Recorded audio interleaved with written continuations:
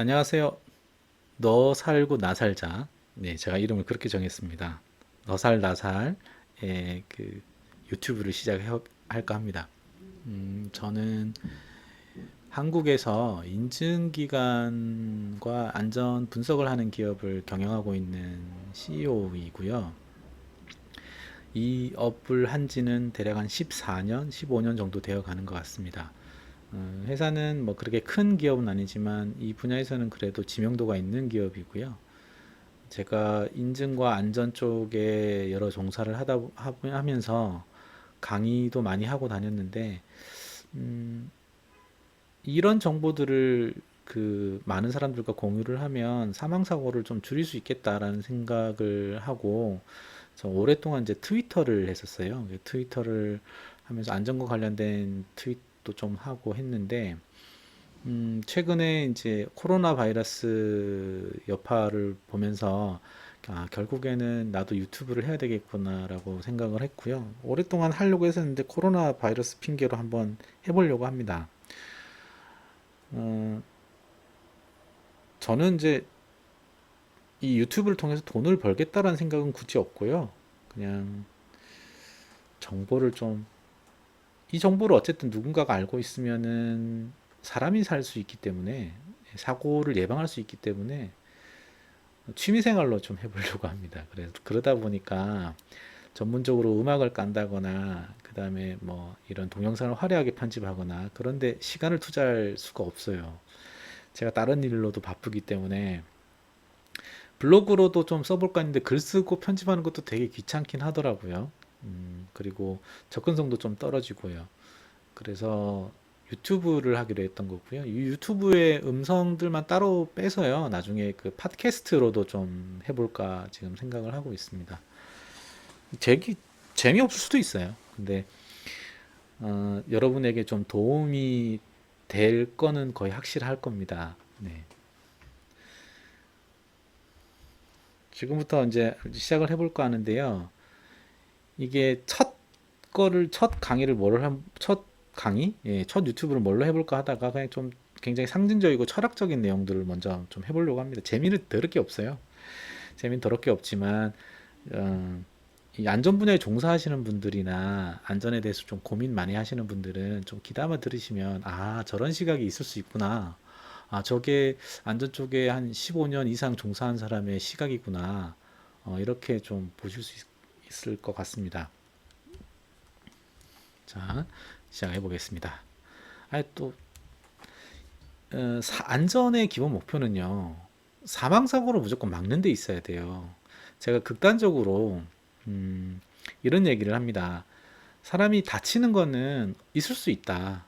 아, 손가락 잘릴 수 있다. 이렇게 얘기를 해요. 그러나 살아야 된다, 무조건. 사람이 죽으면 안 된다. 손가락 잘린 거는 봉합 수술하면 되고, 다친 거는 어쨌든 치료하면 되는데, 사망사고가 생기면 이거는 막을 길이 없어진다. 그래서 사망사고를 무조건 막아야 된다. 이런 얘기를 저는 이제 합니다. 많은 기업들이 1대 29대 300이라는 그 법칙을 얘기를 하는데 그 법칙도 아니고요. 지금 맞지도 않아요, 사실은. 그 비율 자체가. 근데 이제 사소한 것들을 막아서 사망 사고를 이제 막겠다라는 건데 절대 아닙니다, 그거. 그 사망 사고를 막으려고 하면은 사소한 사고들도 막아지는 것이지 사소한 사고 막는다고 해서 사망 사고를 막지를 못해요. 사망 사고를 막는데 무조건 초점을 맞춰야 되고요. 우리나라의 교통 정책도 지금 사망 사고를 막기 위해서 지금 변화하고 있습니다. 옛날에 없었던 그 교통섬이라든가 로터리, 교통선과 로타리가 있으면 속도를 줄일 수밖에 없게 되거든요. 그러니까 속도가 줄면은 자동차 사고 났을 때 부상은 입을지언정 사망은 확실하게 줄일 수가 있죠. 그 다음에 과속 방지턱이라든가 차량이 파손될지언정, 그죠? 사람은 그 운전자는 차 파손을 막기 위해서 어쨌든 간에 속도를 줄여야 되겠죠. 그런 거라든가 여러 가지들이 있습니다. 사망사고를 막기 위한 여러 가지 정책들을 이제 해야 되고요. 이게 스웨덴이 이제 채택한 정책인데요. 비전제로라는 정책이에요. 지금 보시는 이 사진들을 보시면은 그 사망사고를 막기 위해서 어떤 디자인을 쓰고 있는지를 좀 아실 수가 있는데요. 여기 보시면 이쪽 차에서 오는 차들이요. 그냥 이렇게 쭉 가도 되는데 이 교통섬 하나 때문에 이렇게, 아, 여기서 이렇게 가고 이렇게 가고 이렇게 돼야 될 것 같죠, 그죠? 그러니까 지금 어떤 느낌이냐면 이게 직진을 못하게끔 막아놨어요. 예, 디자인을 통해서.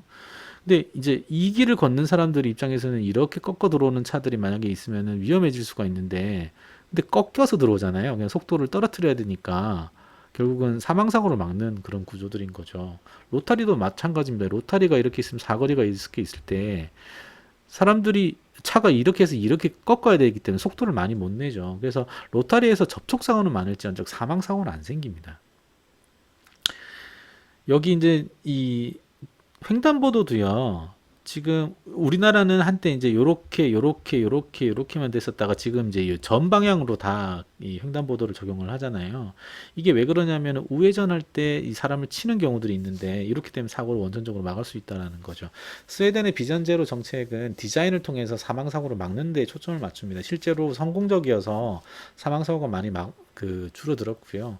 우리나라 국토교통부도 이 사망사고를 막기 위해서 이제 2년 전에는 그 시내 도로를 70km로 제한을 했다가 재작년이었나요?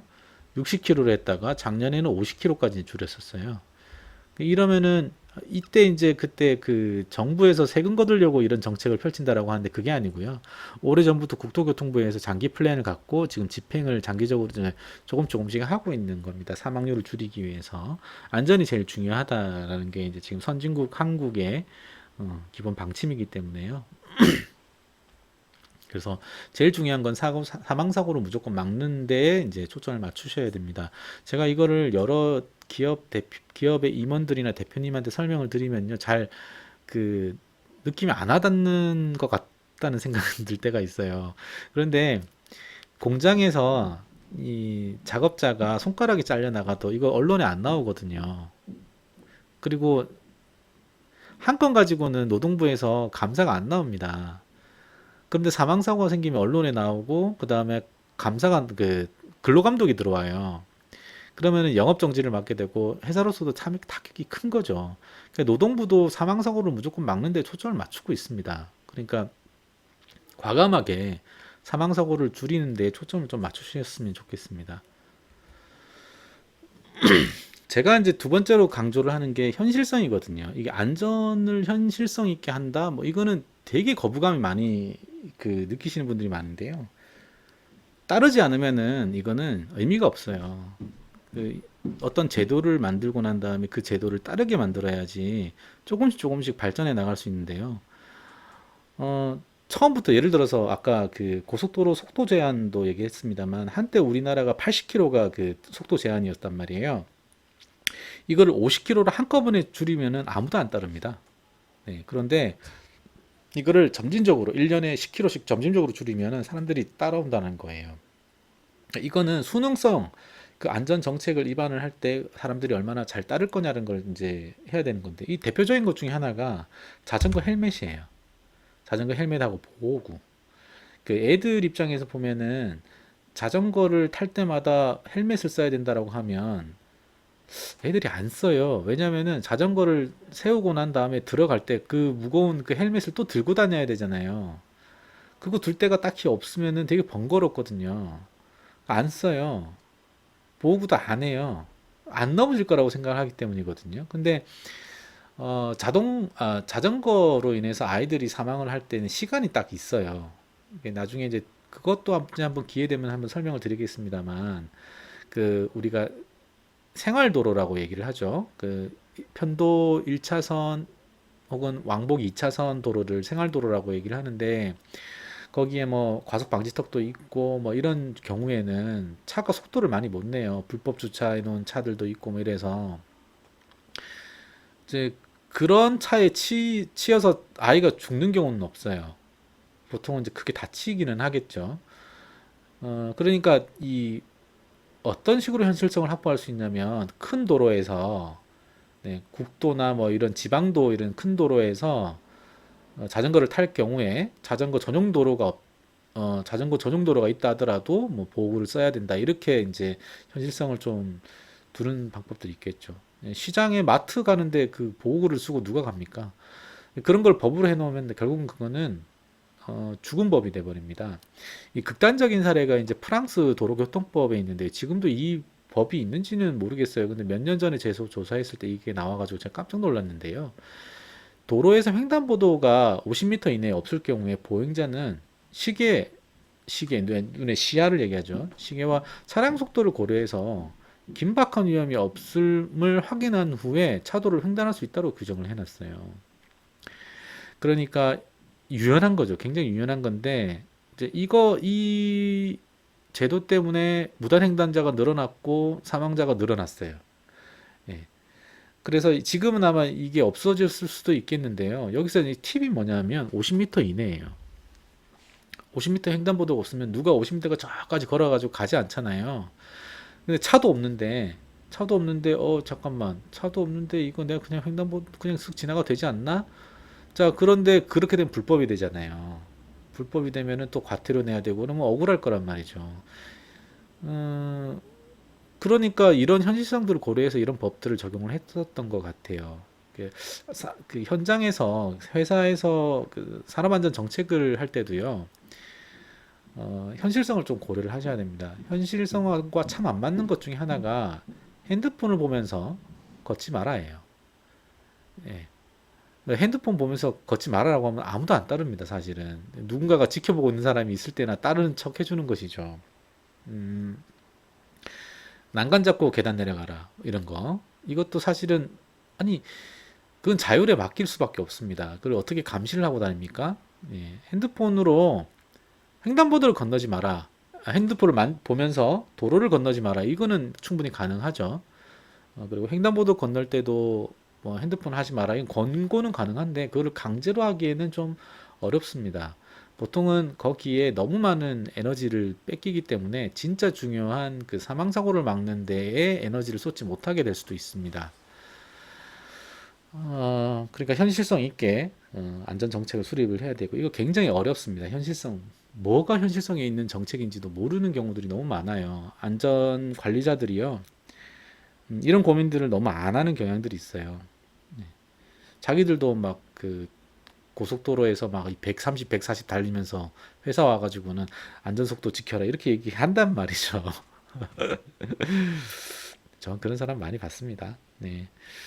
근데 그렇다고 해서 포기하라는 얘기는 아닌데 어쨌든 사망 사고가 일어나지 않는 조건이라면 조금 유연해도 괜찮다라는 얘기고요. 그래서 그 사람이 안 실제로 그거를 지킬 수 있느냐 없느냐, 예, 그 규제를 지킬 수 없느냐 없느냐를 판단하는 것이 중요합니다.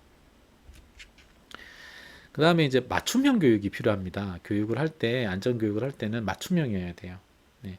도시는 제일 이제 아이들 교육을 한다고 했을 때 도시에서 제일 중요한 교육은요, 횡단보도 건너기 교육이에요.